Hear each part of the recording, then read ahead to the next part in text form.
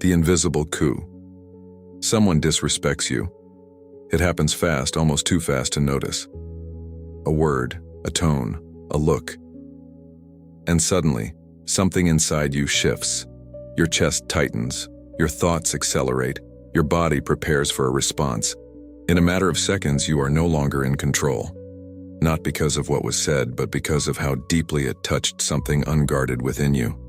You feel the urge to respond, to defend yourself, to prove your value, to show that you are not weak, that you will not tolerate disrespect. And in that exact moment, without realizing it, you have already given away your power, not to the person in front of you, but to your own undisciplined mind. This is the invisible strike. Not the insult itself, but the reaction it provokes inside you. The world believes the offense is the problem, but that is an illusion. The real damage happens internally, in the silent space between stimulus and response, where most people lose themselves without ever noticing. Think about it. How many times have you replayed a disrespectful moment in your mind, long after it happened? How many times have you responded impulsively only to regret it later? How often have you allowed someone else's behavior to dictate your emotional state? This is not strength. This is dependency. This is a mind that has not yet learned to stand on its own.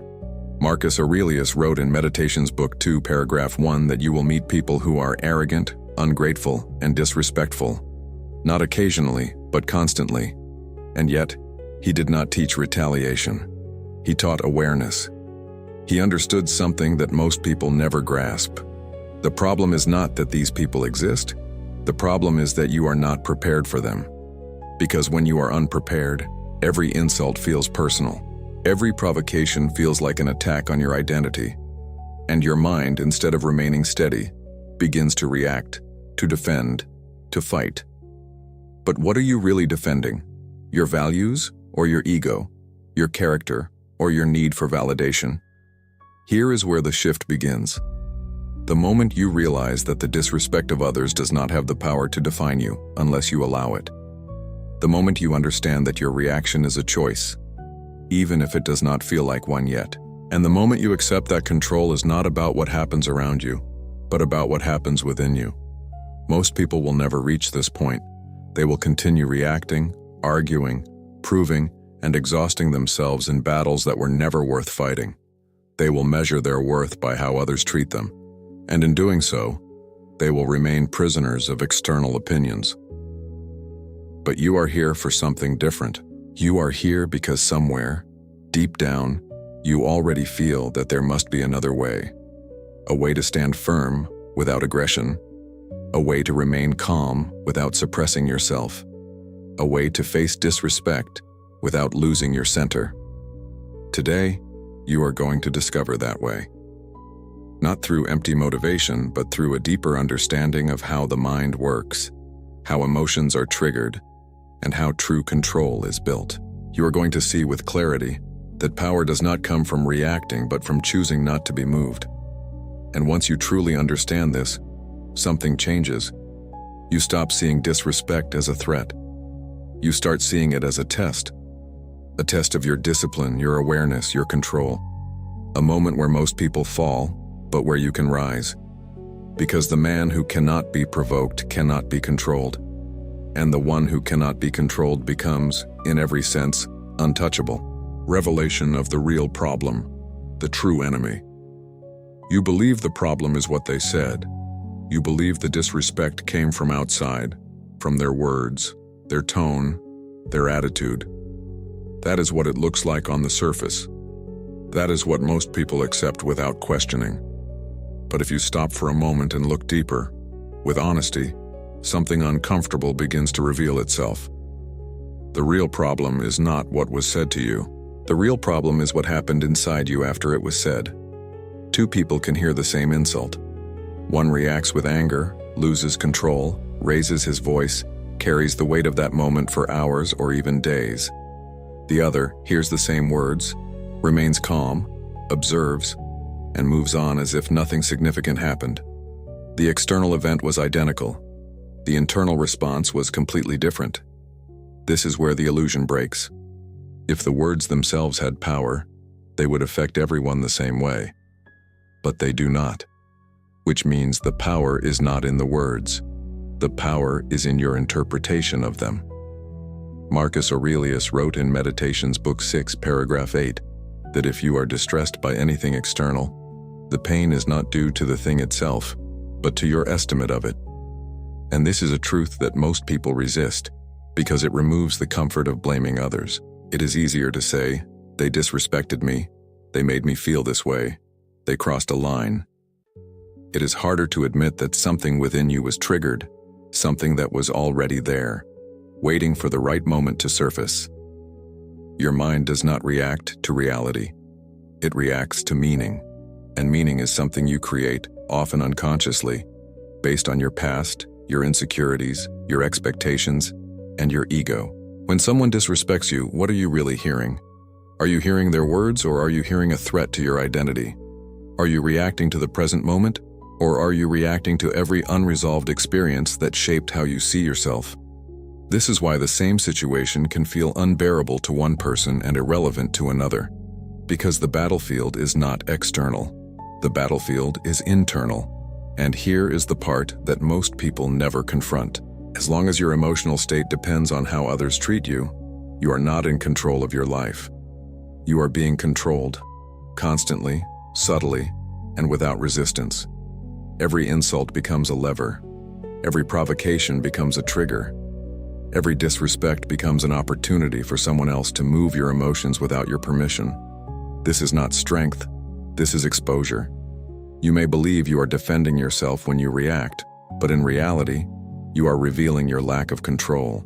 You are showing exactly where you can be shaken, exactly where you are vulnerable, exactly where your mind has not yet been trained.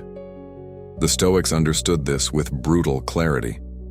They did not seek to control others because they knew that was impossible. They focused entirely on mastering their own perception, because that is where true power resides. You cannot stop people from being disrespectful. You cannot control their behavior, their opinions, or their intentions, but you can control how you interpret what they do. And that changes everything. The moment you realize that your reaction is not automatic, but conditioned, you begin to see the possibility of breaking that pattern. The moment you understand that you are not obligated to feel what you feel, you open the door to a different way of living. But this realization comes with a cost. It requires you to take full responsibility for your internal state. No excuses, no blame, no external justification. Because once you accept that the problem is within, you also accept that the solution is within. And that is where most people hesitate, because if you are the source of your reactions, then you are also the one who must change them. And change requires discipline. It requires awareness. It requires the willingness to confront parts of yourself that you have avoided for years. But if you are willing to face this truth, something powerful begins to happen. You stop seeing yourself as a victim of other people's behavior. You start seeing yourself as the one who decides what affects you and what does not. And from that point forward, every moment of disrespect becomes something else entirely. Not an attack, but a mirror. Not a threat, but an opportunity to see how much control you truly have. And once you begin to see it this way, you can no longer go back to the old pattern, because now you know where the real enemy has always been, the invisible trap, the game you always lose. Every time someone disrespects you, a silent game begins. It is not spoken, it is not announced, but it follows the same pattern every time. And the most dangerous part is that most people do not even realize they are playing. The moment the provocation happens, your mind moves instantly. There is no pause, no space, no awareness. First comes the feeling, sharp and immediate. Then comes the interpretation, often exaggerated and personal. And finally the reaction. Driven not by reason, but by impulse. It feels natural, it feels justified, it feels necessary. But it is a trap. Because in that sequence, something crucial is lost. You lose distance, you lose clarity, you lose control. And once that happens, the outcome is almost always the same. You react, you escalate, and later, when the moment has passed, you see what you could have done differently. But at that point, it is already done. This is the invisible loop that keeps repeating itself. Ego, reaction, regret. The ego is the part of you that demands recognition. It wants to be seen, respected, validated. It cannot tolerate being diminished, even slightly. So when someone disrespects you, the ego interprets it as a threat, not just to your image, but to your worth. And once the ego is involved, it does not seek understanding. It seeks defense. It seeks retaliation. It seeks to restore what it believes was taken from you. But here is the truth that changes everything. Nothing was taken from you. Your value was not reduced. Your identity was not damaged.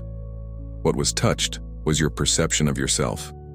And instead of observing that, you reacted to protect it. Marcus Aurelius wrote in Meditations Book 7, paragraph 64 that the best way to avenge yourself is not to become like the one who wronged you. This is not weakness. This is discipline at the highest level, because the moment you mirror the behavior of someone who disrespects you, you have already lost the game, not because you were insulted, but because you allowed yourself to be lowered to the same level. This is why the game is unwinnable if you play it unconsciously. Every reaction feeds the cycle. Every attempt to prove something strengthens the ego. Every emotional response makes you more predictable, more controllable, more exposed. And the person who provoked you does not even need to try anymore. Your own mind continues the work for them. Think about how many times a single moment of disrespect stayed with you long after it ended. How it replayed in your thoughts, how you imagined different responses, how it affected your mood, your energy, your focus. That is the true cost of losing control. It is not just the moment. It is everything that follows.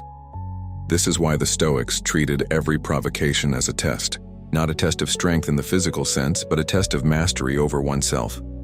Because anyone can react, anyone can raise their voice, defend their pride, argue their position. That requires no discipline, but to remain still, to observe without being consumed, to choose your response instead of being driven by it. That is where power reveals itself. The trap only works if you enter it without awareness. The moment you see it clearly, the moment you recognize the pattern as it begins, something shifts. You create space between what happens and how you respond. And in that space, for the first time, you have a choice. You can follow the same path, react, defend, and repeat the cycle. Or you can step back, observe, and refuse to play a game that was designed for you to lose. Because the one who refuses to react cannot be manipulated. And the one who cannot be manipulated has already stepped outside the trap. But stepping outside is not easy. It requires something most people avoid. It requires you to face the part of yourself that still needs to react. And that is where the real work begins. The Stoic turn. The power of the man who doesn't react. There is a moment, subtle but decisive, where everything changes. It is not when the insult happens. It is not when the emotion rises. It is the moment you choose not to follow it. This is where most people fail, not because they are weak, but because they have never been taught that this moment even exists. They believe reaction is inevitable. They believe losing control is natural. They believe that silence is submission. But all of that is built on a misunderstanding of power. Marcus Aurelius, one of the most powerful men to ever live, faced disrespect constantly, not from strangers but from politicians, generals, traitors, and those who envied his position. And yet, he did not respond with rage, nor did he feel the need to assert dominance through emotion. He chose something far more difficult. He chose mastery over himself. In Meditations Book 6, paragraph 30, he reminds himself that the best way to respond to injustice is not to imitate it. This is not passive. This is deliberate restraint. It is the decision to remain aligned with your principles regardless of how others behave. This is the turning point. You begin to understand that reacting is easy. Anyone can do it. It requires no discipline, no awareness, no strength. It is the default state of an untrained mind. But choosing not to react, especially when everything inside you is pushing you to respond. That demands control, and control is power. When you do not react, something unexpected happens. The situation loses its grip on you. The other person who expected a reaction finds nothing to hold on to. The tension they tried to create does not escalate. It dissolves. Because conflict requires participation, and when you refuse to participate emotionally, the entire dynamic changes. This does not mean you become silent in every situation. It does not mean you accept disrespect or allow others to cross boundaries without consequence. It means that whatever response you choose comes from clarity, not impulse, from intention, not ego. There is a difference between reacting and responding. Reaction is immediate, emotional, and uncontrolled. Response is measured, intentional, and grounded. One is driven by the need to defend. The other is guided by the decision to act with purpose. And when you operate from that place, your presence changes. People can sense it, not because you say more, but because you are no longer easily moved. You do not rush to defend yourself.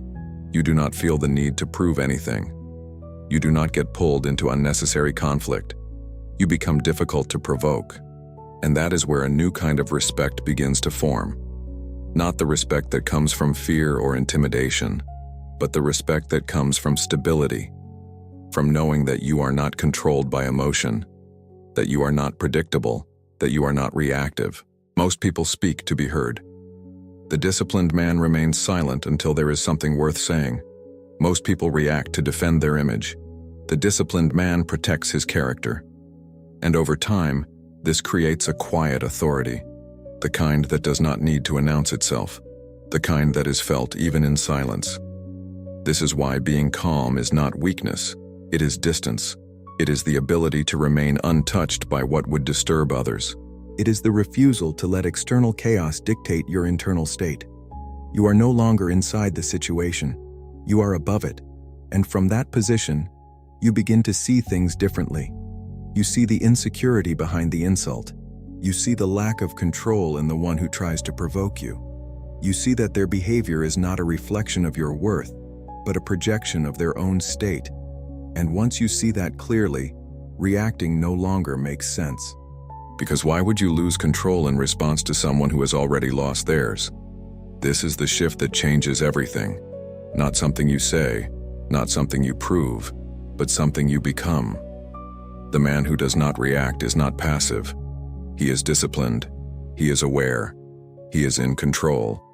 And once you reach this level, something powerful happens.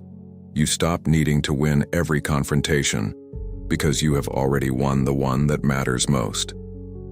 The 3 pillars of mind control. Control is not built in the moment of conflict. It is revealed there. What you do when you are provoked is a reflection of what you have trained when nothing was at stake. This is why most people fail under pressure. They try to control themselves only when the emotion is already overwhelming them. At that point, the reaction is faster than their awareness. So if you want to become untouchable, you need structure, not vague ideas, not temporary motivation, but principles you can rely on when your mind is under attack. There are 3 pillars that define this control. Without them, you will always depend on the situation. With them, you become consistent, regardless of what happens around you.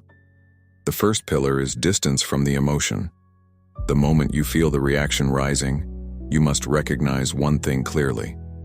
That emotion is not you. It is a signal, a temporary response, something that appears and disappears. But if you identify with it, if you merge with it, it takes control. The disciplined mind creates space. It observes the anger instead of becoming the anger. It notices the impulse without obeying it. This is where power begins. Imagine someone speaks to you with disrespect. Your first instinct is to respond immediately, but instead you pause, even if it is just for a few seconds. That pause changes everything. It breaks the automatic chain. It gives you the ability to choose. Most people never take that pause, and because of that, they never experience true control. The second pillar is reinterpretation. What you feel is not only based on what happens, but on how you define it. When someone disrespects you, your mind quickly assigns meaning. It tells you that you are being diminished, attacked, challenged. But what if that interpretation is incomplete? What if that person is acting from insecurity, frustration, or lack of discipline? What if their behavior has nothing to do with your value and everything to do with their internal state?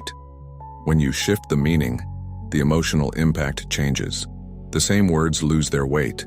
The same situation loses its urgency. This is not denial. This is clarity. It is the ability to see beyond the surface and refuse to give power to something that does not deserve it. The third pillar is silence used with intention. Most people fear silence because they associate it with weakness. They believe that if they do not respond, they are losing. But in reality, silence can be one of the strongest responses available when it is chosen consciously. Not every situation requires your voice. Not every comment deserves your attention. When you remain silent, you are not submitting. You are deciding that the situation is not worth your energy. And that decision, when made from control, creates presence. There is a difference between silence out of fear and silence out of power. One avoids conflict, the other transcends it. Picture this. Someone tries to provoke you, expecting a reaction. They expect you to defend yourself, to engage, to escalate. But you do not. You remain composed. You look, you understand, and you choose not to participate. That moment creates discomfort, not for you, but for them. Because the reaction they depended on is not there. This is how control shifts the dynamic. These three pillars work together. Distance gives you awareness. Reinterpretation gives you clarity. Silence gives you control over your expression. Without one, the others weaken. Together, they form a foundation that cannot be easily shaken.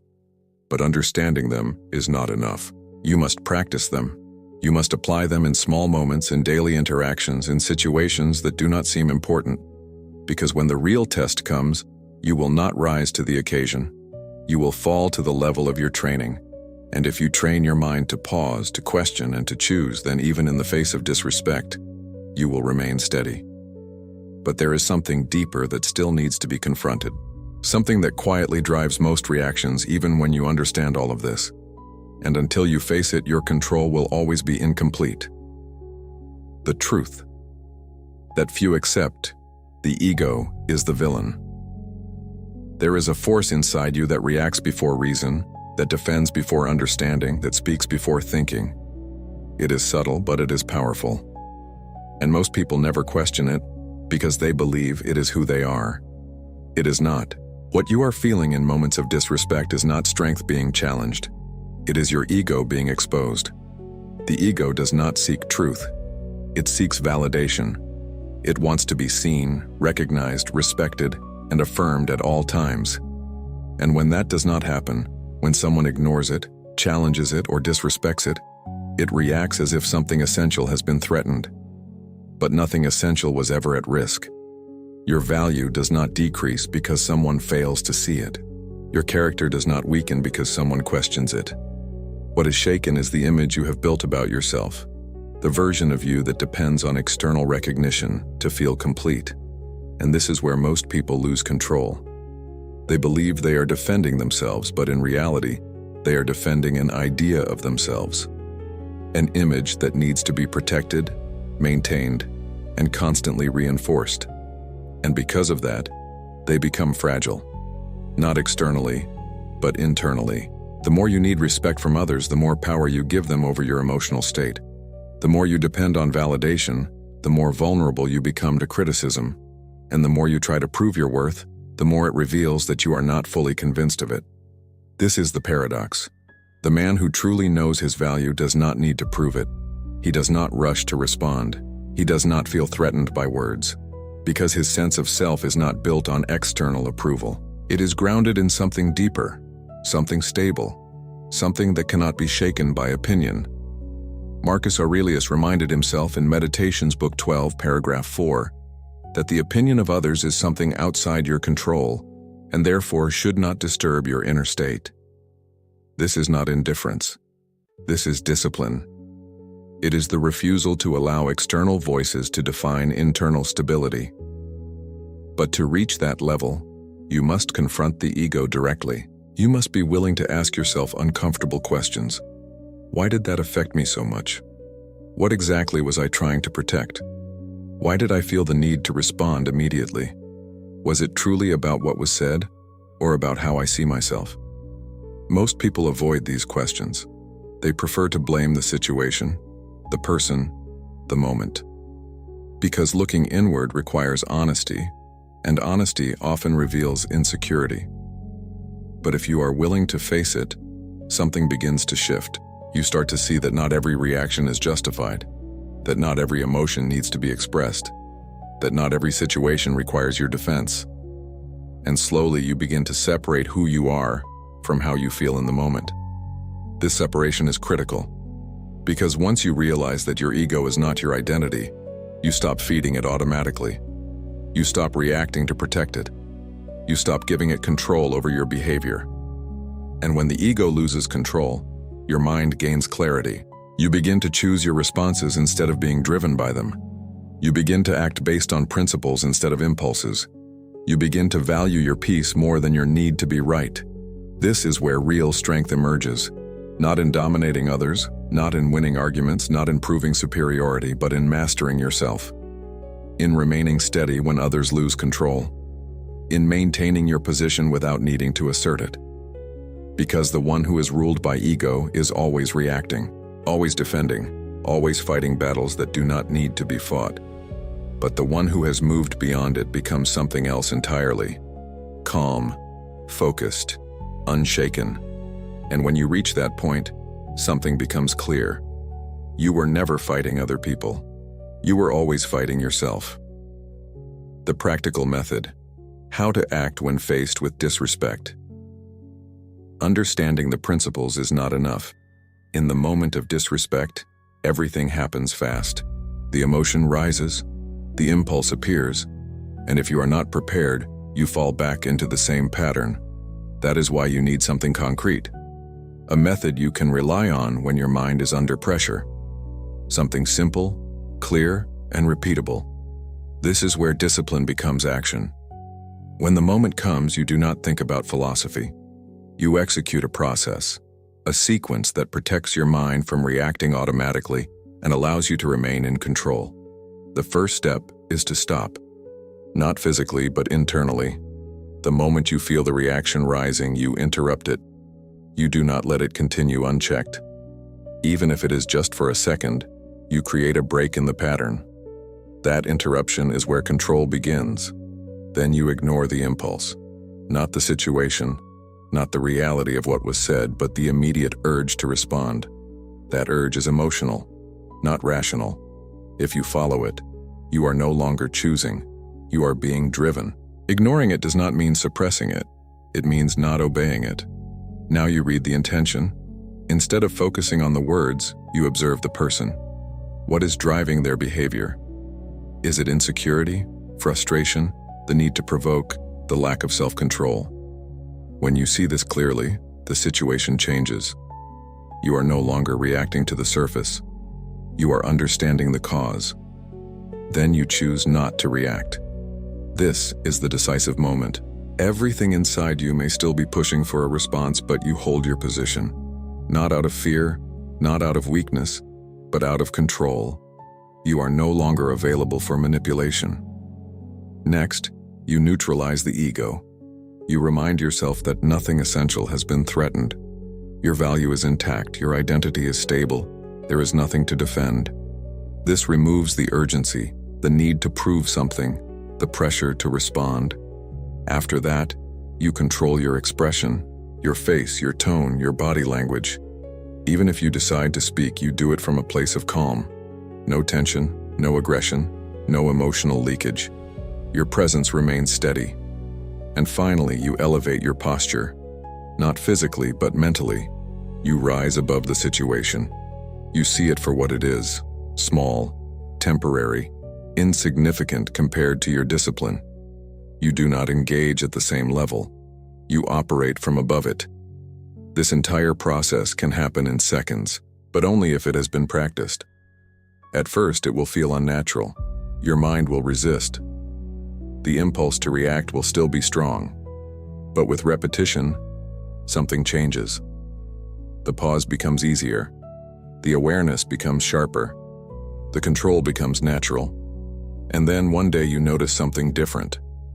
A situation that would have affected you before no longer has the same impact. The words are heard, but they do not penetrate. The provocation is seen, but it does not move you. You remain steady, without effort. This is when you know the method is working. Because control is not proven when everything is calm. It is revealed when everything is trying to disturb you. And still, you remain unchanged. But even with this method, there is something more that transforms the way you see yourself and the world around you. A shift that goes beyond control and enters identity. And once you reach that point, the need to defend yourself begins to disappear entirely. Become untouchable. There comes a point where control is no longer something you try to apply. It becomes who you are. The effort disappears, the struggle fades, and what once required discipline now feels natural. This is the transformation most people never reach, not because it is impossible, but because they stop before it becomes part of their identity. At the beginning, you fight your impulses. You remind yourself to pause, to observe, to choose. It feels like resistance. It feels like work. But with time, something shifts. The same situations that once disturbed you begin to lose their impact. Not because the world has changed, but because you have. You no longer feel the need to respond to everything. You no longer feel the pressure to defend your image. You no longer measure your worth by how others treat you. And this changes the way you move through the world. There is a calmness that begins to follow you. Not forced, not artificial, but grounded. You speak less, but when you speak, it carries weight. You react less, but when you act, it is precise. You are no longer pulled into every situation. You choose where your energy goes. This is what it means to become untouchable. Not that people stop trying to provoke you. Not that disrespect disappears. But it no longer reaches you in the same way. It does not find a place to settle. It does not create disturbance.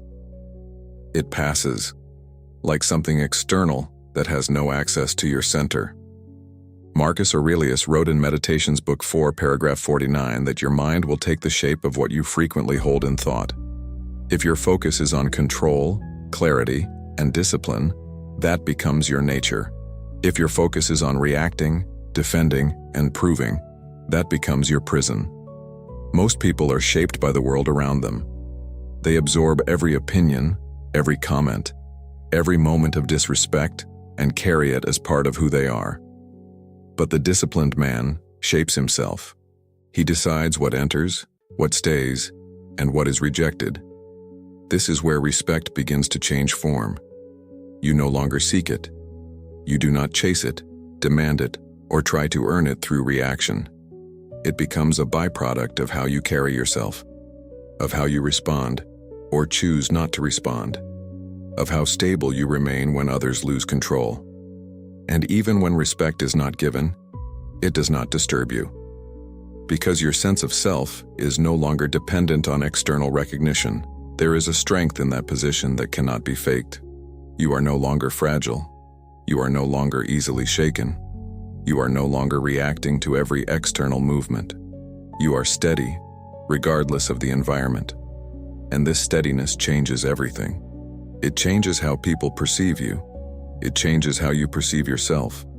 It changes the type of situations you engage in, the type of conversations you entertain, the type of conflicts you allow into your life. Because once you realize that your peace is more valuable than your need to respond, your priorities shift. You stop entering unnecessary battles. You stop giving attention to what does not deserve it. You stop wasting energy trying to correct people who are not ready to understand. And in that space, something powerful grows. Clarity, focus, presence. You are no longer reacting to life. You are directing it. This is not about becoming cold or indifferent. It is about becoming grounded, about having such control over your internal state that nothing external can easily disrupt it.